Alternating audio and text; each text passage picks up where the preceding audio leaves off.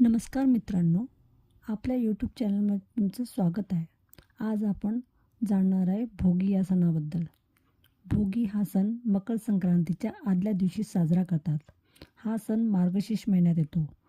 Gregorian कॅलेंडरनुसार हा सहसा 13 जानेवारी रोजी साजरे केले जात आहे. हा सण तामिळनाडू, आंध्र प्रदेश, तेलंगणा, कर्नाटक आणि महाराष्ट्रात मोठ्या प्रमाणात साजरा केला जातो. भोगी आणि मकर संक्रांत हे कृषीशी संबंधित सण आहेत. भोगी हा उपभोगाचा सण होय असे मानले जाते. या दिवशी स्त्रिया अभंग स्नान करतात. तमिळनाडूमध्ये संक्रांतीच्या आधी 3 दिवस पोंगल नावाचा उत्सव साजरा करतात. त्यातल्या पहिल्या दिवसाला भोगी पोंगल असे म्हणतात. या दिवशी उपभोगाचे आणि आनंदाचे प्रतीक असलेल्या देवराज इंद्राची पूजा केली जाते. भोगीवर लोक जुन्या आणि दुर्लक्षित गोष्टी टाकून देतात आणि नवीन गोष्टीवर लक्ष केंद्रित करतात. त्यामुळे ज्यामुळे परिवर्तन किंवा बदल होते.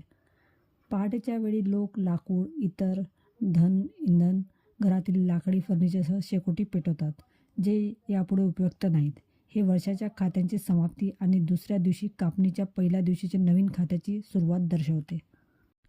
यावेळेस मटार, गाजर, वांगी, तीळ आदी पीक विपुल प्रमाणात तयार होते. त्यामुळे या कालखंडात मिळणाऱ्या सर्व भाज्या एकत्र करून त्यात तिळाचे कूट घालून भाजी तयार करतात. तीळ घालून बाजरीची भाकरी करतात. ती लोण्यासह खातात. विशेषत्वाने मुगाच्या डाळीची खिचडीही या दिवशी केली जाते.